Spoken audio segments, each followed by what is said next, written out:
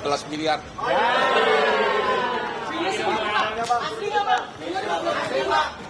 Emangnya gua raspan. Oke, selamat malam semuanya rekan media. Terima kasih atas kesabarannya menunggu. Saya sudah kesakitan karena saya baru pulang operasi saraf kejepit dari Singapura. Nanti saya akan ceritakan kenapa saya mau itu dalam kasus ini. Walaupun klien saya membeludan hampir semua konglomerat saya yang pegang. Ya. Yang pertama, benar bahwa hari ini Pak Febri sudah tanda tangan di surat kuasa. Ya. Ya. Ada 2 tim kuasa hukum nanti saya kasih tahu.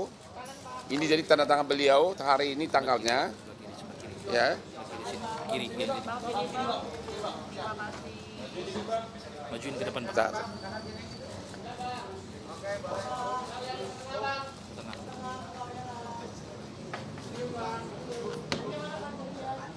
Dah? Oke. Yang kedua kuasanya adalah pengacara Farisi yang di sebelah kanan saya ini. Ya. Tangan Pak Febrinya. Jadi ada 2 tim pengacara. Yang sebelah kiri adalah asisten saya. Indra, Siombing. Lupa gua namamu karena kau nggak kaya. Sudah ya.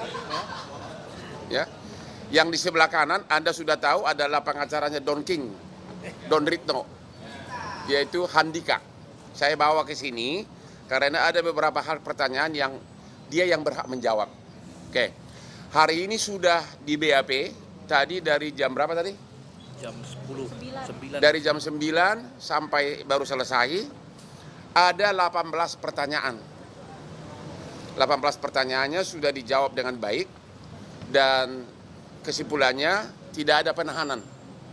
Diperiksa sebagai tersangka dan tidak ada penahanan hari ini. 18 pertanyaan. 18 pertanyaan. Oke. Hari ini hanya sebatas kepada kasus PT Asabri. Jadi sebagaimana ketahui ada 3 kasus, ya. Kasus pertama adalah PT Asabri, kasus kedua adalah kasus blackout di Sumatera, kasus ketiga adalah menyangkut PT Krakatau Steel. Hari ini baru 1, ya.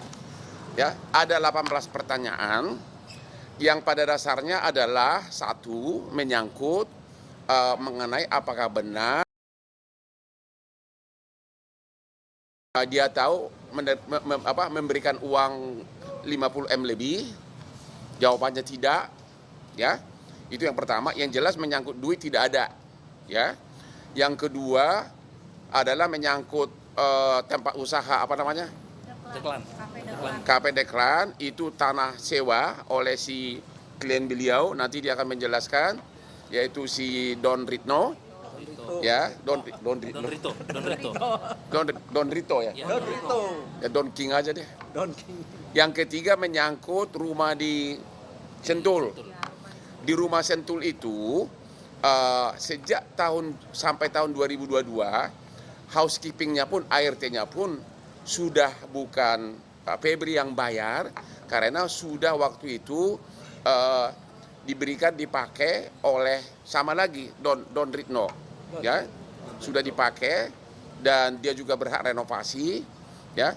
Jadi total nggak ada lagi penguasaan secara fisik. Demikian juga money changer juga dia tidak ada kaitan apapun. Jadi baik mengenai renovasi kenapa ada tempat uang di resto maupun di Sentul, dia tidak tahu menahu. Karena contoh menyangkut rumah di Sentul itu kan kalau renovasi memang sejak tahun 2022 sudah dibawa penguasaan pengelolaan dari Don Ritno, kliennya beliau, dan renovasi kecil-kecil di dalam kan ya tidak diketahui oleh Pak Febri. Ya. Jadi semua terbantahkan menyangkut itu, semua disangkal. Oke. Ada pertanyaan begini. Katanya Tan Kian yang juga teman dekat saya katanya memberikan 50M lebih ya. Ya, 5 Ya, artinya berarti diakui sebagai pemberi suap. Ya, kalau pertanyaannya kenapa si Tan Kian sampai sekarang belum jadi tersangka? Ya. Kenapa langsung loncat kepada penerima suap? Anda kan keanehan pertama, ya. Tidak, sampai sekarang belum, ya. Berarti ada sesuatu yang dikejar, yang penting sasaran tembak dapat dulu, ya. Itu sampai sekarang belum. Yang kedua, kan pertanyaannya kan, kenapa Tan Kian itu bukan sebagai tersangka? Gini loh, kasus dari Asabri itu sudah mulai jauh sebelum Pak Febri jadi Jampitsus. Dia belum Jampitsus waktu itu, ya. Kasus Asabri itu sudah maju ke pengadilan bulan Agustus 2021 dan diputus oleh pengadilan Tipikor Jakarta di tanggal 4 Januari 2022, di mana Jampitsus juga belum Pak Febri.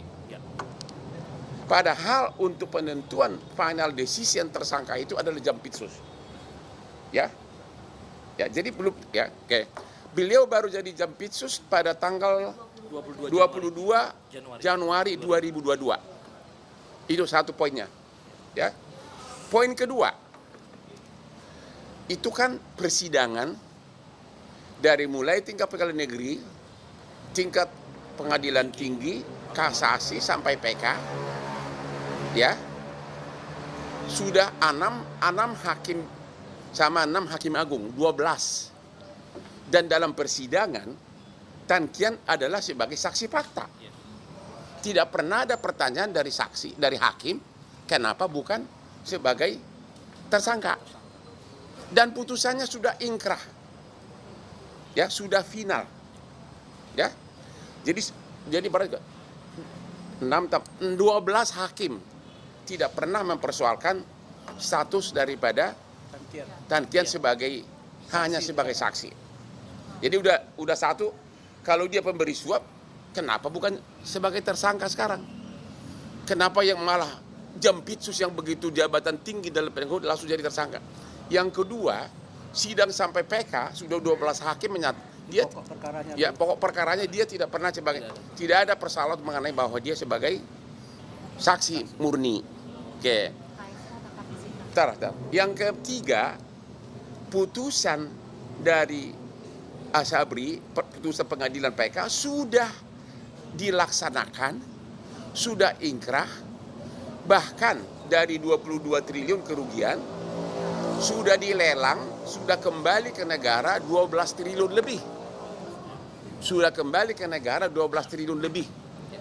Tidak ada juga pertanyaan soal Tan Kian, ya. Jadi asetnya bahkan masih banyak lagi yang mau dilelang. Sehingga kalau ada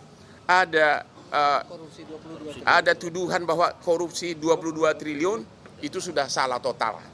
Karena sudah dilelang, sudah kembali ke kas negara 12 triliun lebih.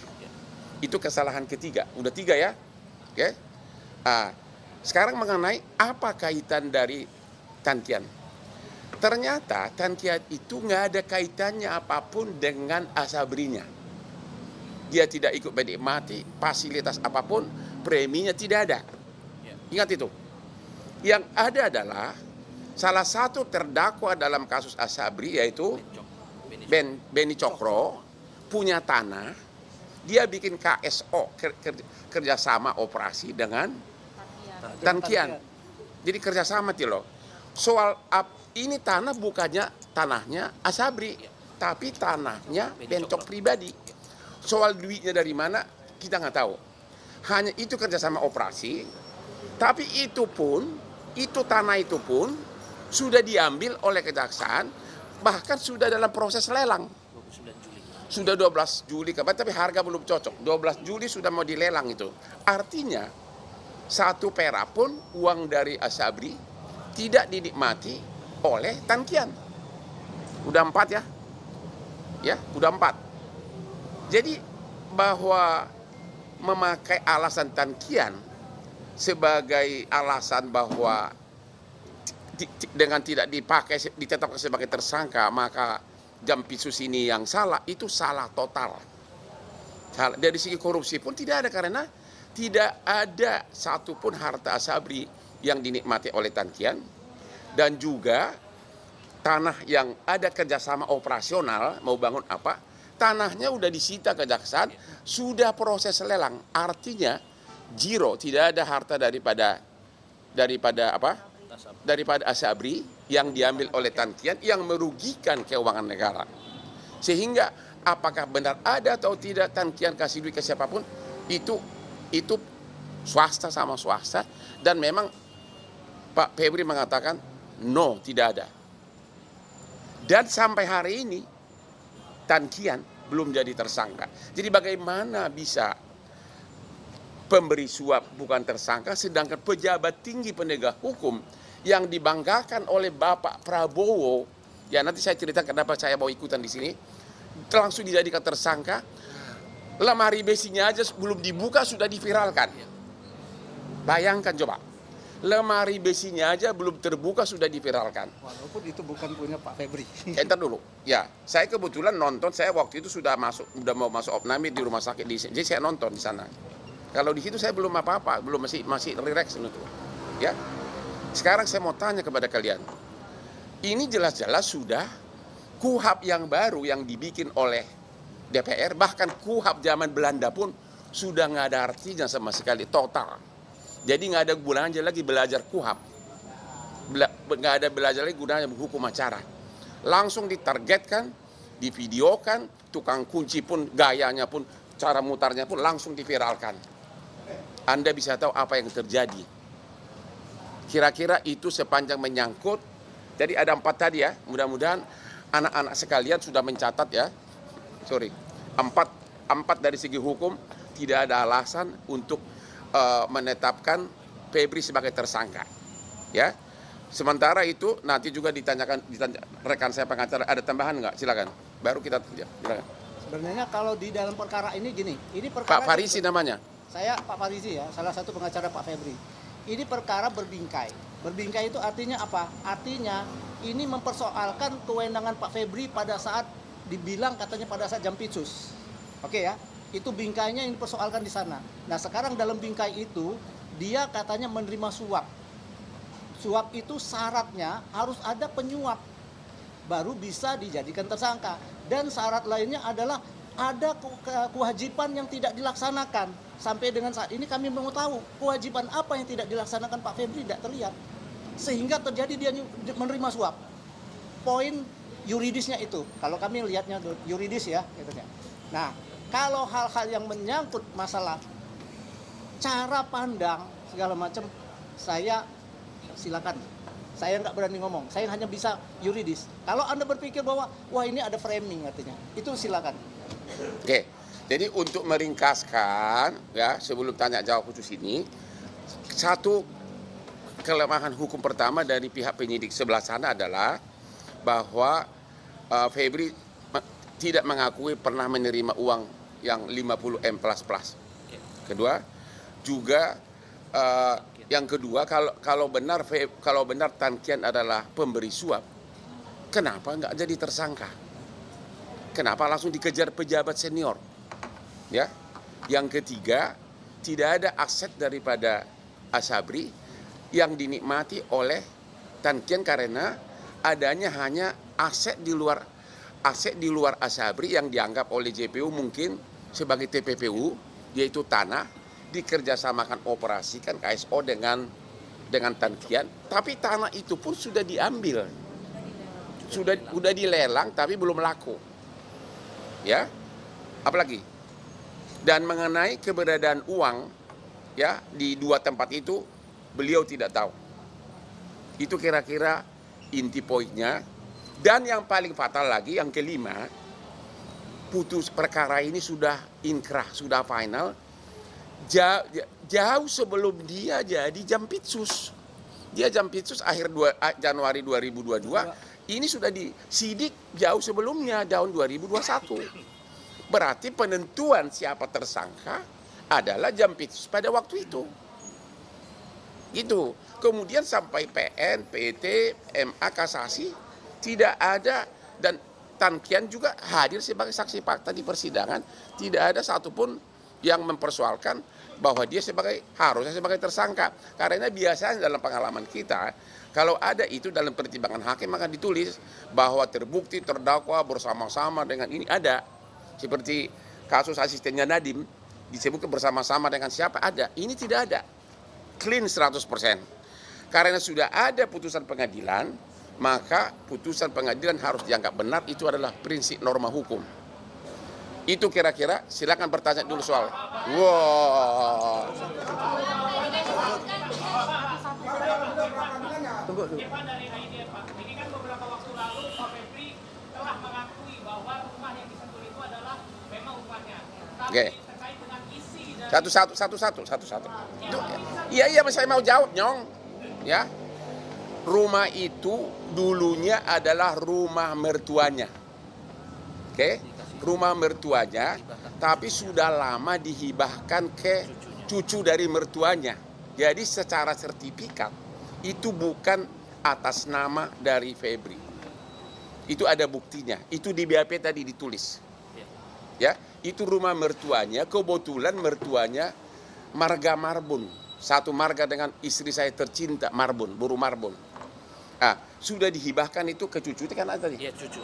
Ke cucunya, yaitu anak dari Anak Febri. Pak Febri. Itu sudah sertifikat atas nama dia, dan itu sudah jauh sebelum kasus Asabri. Jadi bukan rekayasa. Udah dibilangin tadi, sejak tahun 2022 itu sudah dibawa penguasaan dari klien dia Don Ritno sebagai Don Rito atau Don King. Sekarang karena menyangkut uang itu kami tidak berhak menjawab. Silakan jawab dulu, Bos. Menyangkut uang ya. Uang dari Tan Kiang 5 juta dolar Singapura mau dihubungkan dengan barang bukti berupa uang yang ada di Cafe Cipete di tempat money changer, kemudian di rumah Sentul. Itu pasti tertolak karena sumbernya bukan dari Tan Kiang. Oh, ada uang masuk 80 M. Mana? Nih, yuk terangin deh, ini uang apa nih? Ada 80 miliar dari rekan bisnis dari kliennya dia, tapi saya tidak berhak menjawab masuk ke kliennya dia. Betapa kayanya kliennya dia, tapi lebih kaya saya. Jadi sekali lagi kami sampaikan uang berupa dolar Singapura maupun dolar Amerika yang disita dari Cafe Cipete itu bersumber dari kerjasama dengan seorang pengusaha. Tapi mohon maaf, hari ini pun kami belum berani menyebut namanya. Untuk apa? Untuk membangun pelabuhan di Kalimantan Timur. Dan salah satu ada 80 miliar. Selain daripada uang yang ditemukan di kafe, juga ada transfer ke perusahaan dalam rangka kerjasama itu 80 miliar ya. berdasar perjanjian yang sah. Jumlahnya adalah kurang lebih 80 miliar. Jadi kami simpulkan jika dihubungkan dengan uang yang ditemukan di kafe sebanyak 3,2 juta Singapura dan 800 bukan dari saudara Tan Kiang. Kami pastikan juga keterangan saudara Ferry Boboho yang mencoba dihubungkan dengan barang bukti itu pasti tertolak secara hukum. Itu firm. Kedua, jika dihubungkan dengan perkara suplai batu bara di PLN, itu juga pasti tertolak secara hukum. Karena klien kami tidak ada urusan dengan para supplier. Mungkin fokus ini dulu Asabri, baru kita nanti ke sana. Oke. Asabri dulu, ada pertanyaan, mudah puas? Masih ada pertanyaan? Jangan diulang lagi pertanyaan yang sama.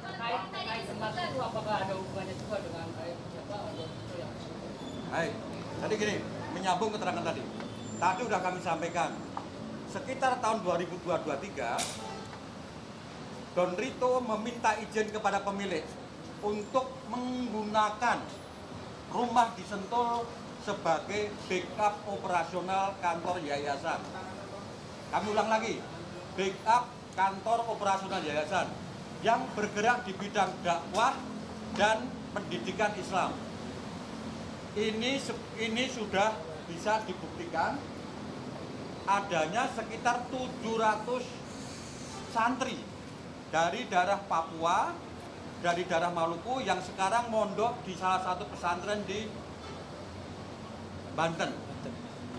Ke depan ada rencana dari berbagai pihak untuk membangun pesantren yang besar, masjid-masjid, dan semua fasilitas pendukung, baik itu di Papua ataupun di Maluku, serta di daerah NTT. Nah, kenapa kok disimpan dalam bentuk emas? Kenapa disimpan dalam bentuk dolar Singapura? Kenapa disimpan dalam bentuk dolar Amerika? Pada saatnya kami akan jelaskan setelah para pihak yang berkontribusi itu diperiksa oleh penyidik Jampitsus, disertai dengan semua bukti-bukti yang kuat, yang sahih dan relevan. Kami tidak mau mendahului itu dulu. Kita tidak mendahului. Oke. Jadi sementara itu. Ya, jadi sekali lagi semua unsur pembuktian yang vital untuk membuktikan adanya suap tidak dipenuhi. Pemberi suap tidak tersangka, uang harta Asabri tidak ada dinikmati oleh Tan Kian, sudah disita dan sudah dilelang, dan salah total pernyataan penyidik Polri yang menyatakan kerugian negara 22 karena 22 itu sudah kembali 12 triliun dari lelang putusan PK pengadilan. Ya, sisa masih banyak tanahnya, termasuk tanah KSO antara Bencok dengan si Tan Kian ini sudah dilelang tapi belum laku. Jadi 1 meter pun Tan Kian tidak mau, katanya membuat berita acara. Waktu akan menjawab. Ya, waktu akan menjawab apakah dia akan tetap sama itu atau tidak, atau apa yang dikhawatirkan. Kami tidak bisa ngomong sekarang. Waktu akan menjawab. Asabri itu dulu ya, nggak ada lagi yang aneh. Mengenai Asabri, Bang, sebenarnya penegasan status Febri itu tersangkanya berdasarkan sprendik dari Polri atau dari sprendik kejaksaan. Ditindaklanjuti terhadap Yang mana yang sekarang? Asabri, Bang. Kan statusnya Ntar dulu, Asabri yang mana? kan status Febri kan di Yang sekarang. itu sprendik dari kejaksaan atau sprendik dari Polri. Saya jawab itu. Ya. Ini kami merujuk kepada panggilan ya. Berdasarkan panggilan yang ditujukan kepada klien kami, Pak Febri, itu panggilannya sebagai tersangka. Karena panggilannya sebagai tersangka tentu ada dasarnya. Saya lihat dasarnya adalah sprindik yang ditetapkan oleh Polda Metro. Jadi intinya ini adalah pengalihan daripada tindak lanjut daripada Polda. Mereka menindaklanjuti dengan pemanggilan tersangka di sini. Di sini itu. Tapi memang di sana saya lihat juga ada sprindik dari Kejagung juga. Kalau sprindik dari Polda itu spesidik tanggal 6 Juli 2026. Kalau ini tadi pada tanggal berapa yang baru-baru ini dimasukkan dalam satu panggilan kami. Jadi kalau ditanya dua-dua menjadi dasar dan sebagai tersangka panggilannya. Udah dulu, udah deh, udah itu dulu. Tadi Bang, itu kan aku melihat pengaruh sedikit dari kami juga bahwa tindak lanjut dari pengacara nanti selanjutnya bakal Bentar dulu, belum selesai. Ini dulu, kamu langsung tidak lanjut. Sabar. Oke, jadi, ya, semua perbuatan yang dilakukan terhadap Febri jelas-jelas telah merobek-robek isi KUHP, melanggar semua hukum acara, melanggar semua ajas hukum. Bahkan zaman Belanda pun nggak ada begitu. Pertanyaannya adalah why dan kenapa? Padahal targetnya itu adalah seorang Jampitsus yang dibanggakan oleh Presiden Prabowo karena sudah begitu banyak, sudah hampir 500 triliun uang yang sudah terkumpul. Nanti saya akan bahas itu. Itu dulu Asabri ya. Nggak ada lagi, sudah kan? Sudah kita bantah semua. Asabri, Bang, itu kan pasal yang diterapkan Polri 12E, artinya Tan Kian ini sebagai korban pemerasan dari Febri. Korban kekerasan. Bisa saya jelasin? Sini sebentar. Kok lo dapat detail begitu, lo udah didikte lo ya? Gini, Jadi intinya kalau di dalam surat saya jawab satu-satu ya. Saya jawab satu-satu. Berdasarkan surat perintah penyidikannya, memang betul ada pasalnya 12E dan 12B. Sekarang kalau memang 12E, pemerasannya di mana? Karena apa? Kenyataan yang seperti dikatakan Pak Hotman tadi, semua kegiatan yang ada ini terlaksana, tidak ada yang dikurang-kurangi. Artinya hak-hak dari siapa Tankian katanya sampai harus diperas itu nggak ada, tetap terpenuhi semua. Dan hadir di persidangan di bawah sumpah selama persidangan dari Asabri tidak mengatakan dia diperas. Tapi dia tidak menjadi tersangka di perkara pokok Asabri. Jadi bagian Kan dia kan saksi fakta, harusnya disumpah. Saya ulangi ya. Perkara pokok itu sudah diuji mulai dari Jampitsus yang lama sampai dengan pengadilan. Satu. Kenapa? Karena tidak ada kaitan Tankian di perkara uang negara. Justru uang dia ada di sana, katanya kerjasama. Nah, itu yang jadi masalah. Sempat ditanya sebagai saksi. Itu persoalannya. Apakah kita harus menjadikan tersangka? Zolim itu artinya. Jadi saya nggak tahu, serah kalian. Atas harta dan uang dari Asabri, Tankian nggak ada kaitannya. Ya, dia hanya terkait si Bencok itu beli tanah dikerjasama, hanya itu tok. Dan itu sudah disita tanah itu. Jadi mengenai kerugian Asabri ini nggak ada kaitan. Itu hanya TPPU lanjutannya. Nambah Bang Jun, Bang. Ya. Bagaimana cara merasnya? Sementara fakta yang didalilkan, si Ferry memberikan uang kepada si Norman 5 juta, itu tidak betul. Itu adalah fitnah. Kedua, pihak karyawan, money changer 7 orang pada saat mentalnya down, diancam dengan pasal sumpah palsu kalau memberi keterangan palsu. Mereka menyatakan semua tidak ada uang 5 juta dolar masuk ke money changer. Itu yang pertama. Yang kedua, sekarang pertanyaannya adalah, apa betul si Tankian pernah ketemu Pak Febri? Pak Febri menyatakan, weh, gua minta sekian. Fakta itu nggak ada. Tankian menyatakan nggak pernah ketemu Pak Febri. Kedua, si Pak Febri juga menyatakan tidak pernah menyuruh si Ferry Babi meminta uang ke Tankian. Jadi konstruksi pemerasannya adalah konstruksi yang fiktif. Ada jalur di tengah yang putus. Bagaimana supaya itu bisa seolah-olah berjalan mulus sampai diserahkan ke Kejaksaan Agung, si Ferry Bobo tidak pernah di BAP sebagai saksi. Padahal dia adalah aktor utama, yang kerok dia, ahli fitnah. Bapak Bang lanjut. Hah? Apakah Pak Ferry dikriminalisasi? Menurut kau gimana? Lu punya otak nggak? Ya, jawab dulu. Menurut kau gimana? Kalau tiba-tiba, jangan main dulu. Kalau kau tiba-tiba digeledah rumah lu sampai celana-celana lu misalnya dipamerkan, itu tanpa diperiksa saksi apapun, itu namanya apa? Jawab sendiri. Nggak, jawab sendiri dulu. Itu apa? Itu belakangan. Itu mendapatkan persetujuan belakangan mah gampang. Saya sudah 43 tahun pengacara. Itu didapatkan persetujuan belakangan. Sesudah disita dulu baru persetujuan. Sudah pernah dipanggil nggak? Siapa? Pak Ferry belum pernah diperiksa.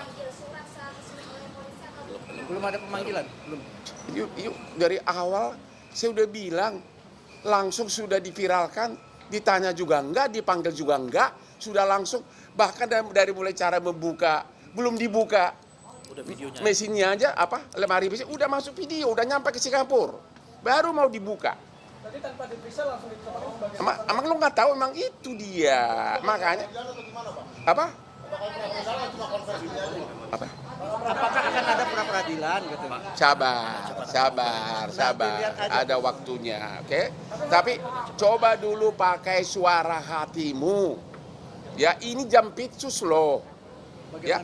Bagaimana masyarakat lemah, itulah salah satu kenapa Hotman Paris turun yang kliennya berjubel konglomerat. Mana mungkin saya mengharapkan uang dari Pak Febri. Ya. Itu nanti gua jelaskan kenapa saya mau di sini. Apa? Apa? Kita sudah disuruh selesai. Enggak, yang belum ada 2 lagi Pak, nggak bisa selesai. Sabar Pak, saya berwenang di sini. Yang kedua, itu 1 ya. Yang kedua, biar jelas, Asabri selesai ya. Sekarang yang kedua soal itu dulu. Blackout, ini yang paling lelucon. PT yang jadi supplier batu bara yang dituduh terlibat itu, ternyata dia tidak supplier untuk Sumatera Utara. Ya, di Jawa Bali. Padahal blackout kan di Sumatera Utara dia untuk Bali dan Jawa. Ya terus apa kaitannya? Ngerti nggak? Suralaya. Ya nggak ada kaitan apa Bali dan Suralaya. Itu jelas-jelas itu paling parah lagi. Ya dituduh dan kerugian 5 triliun dari mana? Orang cuma 2 malam belum pernah dihitung.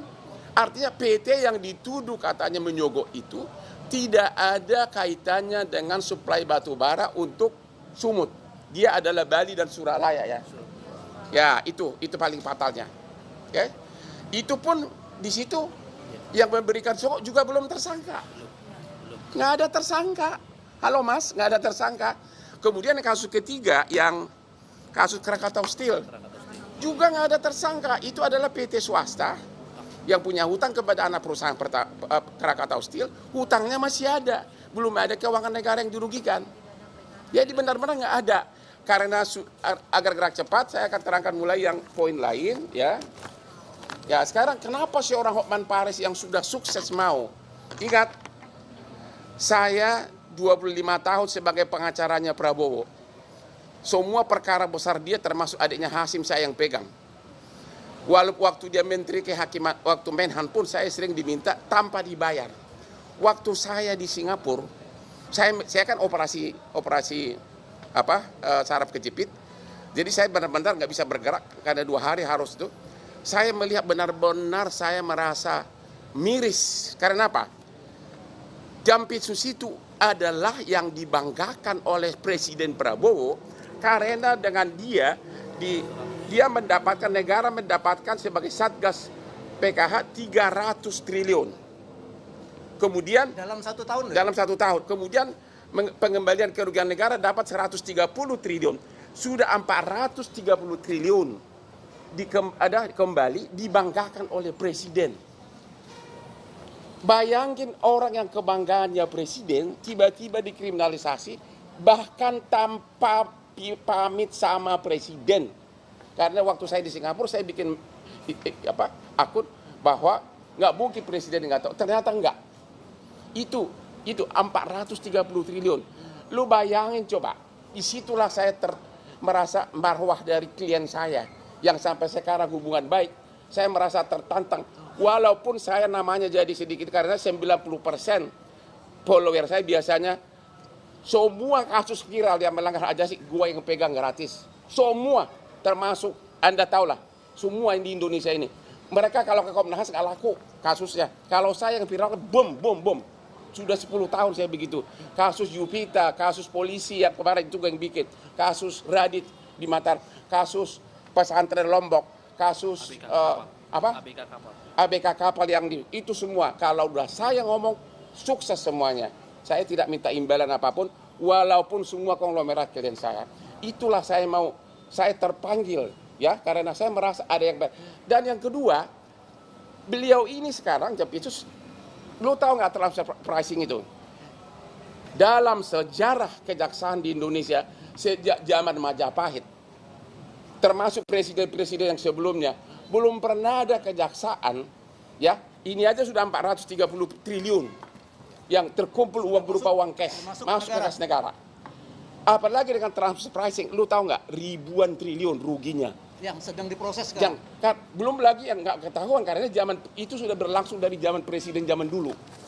Ya berarti banyak oligarki yang terapa di sini terganggu. Ya belum lagi kasus petrol, ya si R yang lagi di Malaysia, belum lagi kasus MBG segala macam. Jadi benar-benar dengan melakukan itu terhadap Jampitsus ini, mantan Jampitsus ini, benar-benar saya melihat kurang penghormatan terhadap Presiden Prabowo. Itulah alasannya saya terpanggil. Saya tidak mengharapkan uang dari Jampitsus ini karena saya tahu tidak mungkin dia bayar saya mahal. Saya baharannya super mahal di Indonesia. Ya, itulah backgroundnya biar tahu. Sudah, kamu tahu semua bantuan hukum yang kita kasih, yang saya kasih itu banyak uang dari saya nggak usah bilang. Kasus Radit semua saksinya gue yang biayai. Kasus ABK kapal gue yang biayai ke Komisi 3. Semua, nggak mungkin. Puluhan pengacara saya kirim. Jadi bagi follower saya yang merasa kok Hotman sekarang jadi begitu, yang semula 95% sebagai pengagum saya, silahkan gue ambil resiko itu. Tapi di mana logikanya? Seorang bawahannya presiden, ya, justru mentersangkakan, mempermalukan bawahan yang lain yang adalah kebanggaan presiden yang telah mengembalikan uang kepada negara 430 triliun cash. Dengan cara seperti ini. Dengan cara tanpa diperiksa saksi, langsung bung. Anda jawab sendiri, ada apa? Memang tujuannya sudah terkabul, akhirnya dia mundur, sudah menang. Tapi hukum akan berjalan terus. Itulah background saya. Saya tidak rela marwah Bapak Presiden yang adalah klien saya 25 tahun sama adiknya Hasim. Saya tidak rela karena saya seorang pengacara, saya bebas ngomong. Jangan tanya saya cari muka. Saya tidak butuh uang-uang lagi, saya udah kaya raya. Ya, dan semua klien saya konglomerat tanya semuanya. Perkara bisnis di Singapura, semua gue yang pegang kalau dari Indonesia. Murni benar-benar saya merasa selama saya diopname, saya kok presiden digituin? Padahal banyak video dari presiden saat membanggakan uang hasil temuan dari Jampitsus, tentu dengan atasannya Jaksa Agung. Inilah, Anda sudah tahu itu, berpuluh-puluh triliun. Kok bisa orang yang tangan kanannya ini begitu saja dipermalukan, melanggar KUHAP? Kalau ada yang mengatakan itu tidak melanggar KUHAP, ayo kita sama-sama robek segala sarjana hukum kita. Benar-benar KUHAP itu tidak dipakai sama sekali. Ya, benar-benar saya merasa kok presiden digitui, padahal belum ada zaman dulu pun, sejak dari SBY, dari mulai Jokowi, kejaksaan ratusan triliun, udah 430 triliun uang cash masuk ke kas negara. Belum lagi transpricing itu bisa ribuan triliun. Dan siapa yang melakukan itu? Jampitsus Febri. Kok kenapa langsung lebih rendah dari tukang ayam, lebih rendah dari pencuri ayam? Andalah yang tahu apa backgroundnya. Ya, ada lagi? Apa? Emang lu fakultas hukum udah jelas lah, nggak usah pakai ditanya pasal berapa. Monyong lu Udahlah, nanti kalau kamu datang ke saya, pasal berapa? Ini semua, ini mantan jaksa. Jelas bahwa seseorang mau ditetapkan sebagai tersangka, apalagi dipermalukan, minimum dipanggil dulu, ya, dipanggil saksinya dulu. Kalau kau nggak tahu pasalnya, lu berhenti jadi wartawan. Soal Pak Febri tidak ditahan itu alasan dari penyidik apa, Pak? Iya kan? Masih ada mau nanya apa lagi? Satu-satu sebentar. Tidak ditahan karena memang Anda sudah melihat sendiri. Anak SD pun mengatakan bahwa itu bukan tindak pidana, belum ada bukti. Kami sudah mengajukan permohonan untuk tetap tidak ditahan. Satu, tadi dengan alasan karena beliau ini begitu ditetapkan tersangka mengundurkan diri. Itu artinya kooperatif, mempersilakan pemeriksaan secara profesional. Tanpa intervensi. Tidak mau mengintervensi. Oke. Selanjutnya kedua, karena sudah tidak Jampitsus, dia tidak bisa mengatur apapun yang ada di dalam sini lagi. Sudah ada PLT-nya. Ketiga, barang buktinya pun sudah dikuasai oleh penyidik. Apalagi itu alasan-alasan yang selama ini dikeluarkan oleh penyidik untuk melakukan penahanan. Yang terakhir, karena ada upaya hukum cekal, tidak perlu ditakutkan lagi dia keluar negeri. Menurut kami itulah alasan yang bisa mungkin diterima oleh perusahaan. Yang paling penting kalian bertanya, kalau Anda punya nyali bertanya, tanya kepada Kapolri, hei kenapa nggak nanya Pak Prabowo dulu sebelum melakukan ini terhadap tangan kanan dari yang dibanggakan oleh Presiden Prabowo. Tanya. Saya baru tahu tidak ada izin. Itu bayangkan coba. Coba bahan ini fotonya. Ada hidden agenda, Bang, ya? Hah? Ada hidden agenda dong berarti ya? Tanya kakekmu, masa tanya gua? Nggak tanya kakekmu lah. Ya udah deh, udah gua nggak tahu. Ya lu udah deh, saya nggak tahu agenda itu. Jangan tanya itu. Udah deh, shut up. Nggak, saya nggak tahu. Udah deh, kok pada bisa gua menafsirkan maunya orang.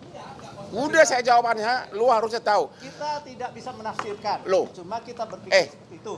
Seorang kebanggaan dari ini, lihat enggak foto ini, kebanggaan dari presiden. Dan sudah mengembalikan ke negara 430 triliun. Belum lagi transfer prasi yang begitu besar yang tidak pernah disentuh sebelumnya. Begitu saja dipermalukan. Ada apa? Tanya, makanya malam ini kalian langsung ke Mabes Polri tanya kalau kau bukan pengecut. Ya? Nanti yang keliru itu dari institusi awal. Apa? Yang kekeliruan itu berarti berasalnya dari institusi awal. Iya, betul. Udah.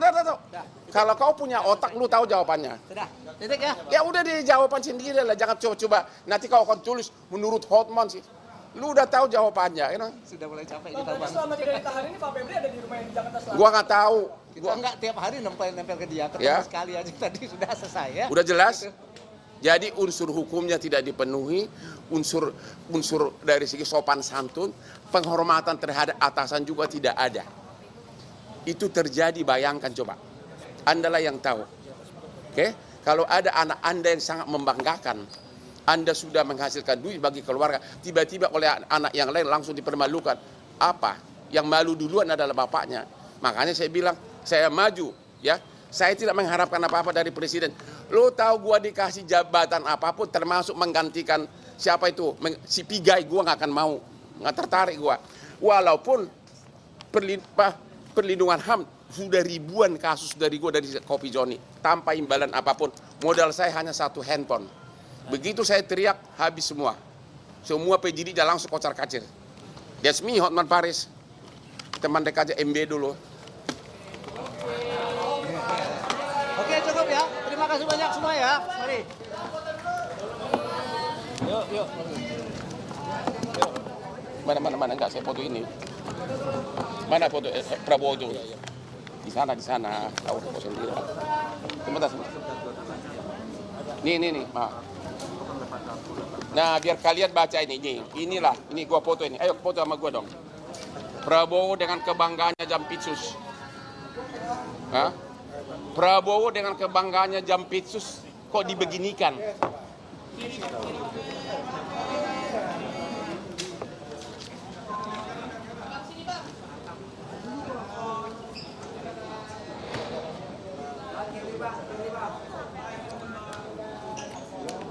cukup? Sudah cukup, terima kasih semua ya. bawa tuh, saya mau pulang.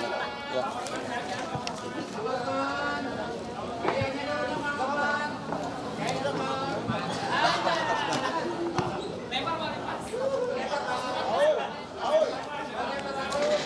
Kayaknya gimana? Gue udah gane ya.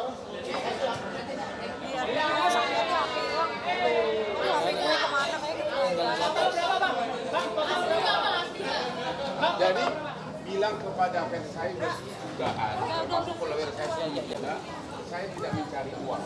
Saya benar-benar saya menjaga marwah dari presiden kita, raja kita dan klien saya.